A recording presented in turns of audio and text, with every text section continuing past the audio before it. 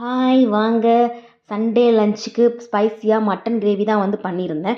ஈஸியான ஸ்டெப்ஸில் பண்ணியிருக்கேன். உங்களுக்கும் சொல்லிக் கொடுக்குறேன் எப்படி செய்கிறதுன்னு பார்க்கலாம். அதுக்கு ஒரு கடாயில் 4 காஞ்ச மிளகா, 1 ஸ்பூன் மிளகு, அரை ஸ்பூன் சீரகம், அரை ஸ்பூன் சோம்பு இதெல்லாம் சேர்த்து நல்லா ட்ரை ரோஸ்ட் பண்ணி எடுத்து வச்சுக்கலாம். நெக்ஸ்ட்டு ஒரு பேனில் ஆயில் ஆட் பண்ணிக்கலாம். காஞ்சதுக்கப்புறம் கொஞ்சமாக சோம்பு, ஆனியன், பெரிய வெங்காயம் 2 வந்து ஆட் பண்ணிக்கலாம். குட்டி குட்டியாக கட் பண்ணி வச்சுருக்கேன். அதுக்கப்புறம் 2 மீடியம் சைஸு பச்சை மிளகா கீரி ஆட் பண்ணிக்கோங்க. 2 கொத்து கருவேப்பிலையை உருவி ஆட் பண்ணிக்கலாம்.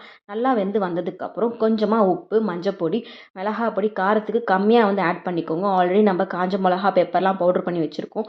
அதுவுமே ஆட் பண்ணுற மாதிரி இருக்கும். ஸோ காரமாக உங்களுக்கு தேவைன்னா நிறையவே ஆட் பண்ணிக்கோங்க.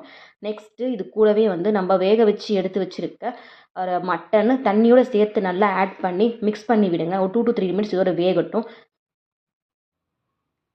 இந்த மாதிரி வெந்து வந்ததுக்கப்புறமா நம்ம ஆல்ரெடி நம்ம ட்ரை ரோஸ்ட் பண்ணி வச்சுருக்க பவுடர்ஸு எல்லாமே சேர்த்து ஆட் பண்ணி நல்லா மிக்ஸ் பண்ணி விடலாம். மிக்ஸ் பண்ணிவிட்டு ஒரு 5 to 8 மினிட்ஸ் லோ ஃப்ளேமில் நல்லா வந்து எண்ணெய் பிரிஞ்சு வர வரைக்கும் நல்லா வேக விட்டோம்னா நம்ம ஈஸியான முறையில் பெப்பர் கிரேவி வந்து ரெடி ஆயிரும். இதை நம்ம ரைஸ்க்கு, சப்பாத்தி, இட்லி, தோசை எல்லாத்துக்குமே வந்து சூப்பரான காம்பினேஷனாக இருக்கும்.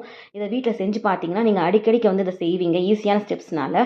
இந்த வீடியோ வந்து உங்களுக்கு பிடிச்சிருந்துச்சுன்னா ப்ளீஸ் லைக் பண்ணுங்கள், ஷேர் பண்ணுங்கள், ஃபாலோ பண்ணுங்கள். அடுத்த வீடியோவில் பார்க்கலாம். பாய்.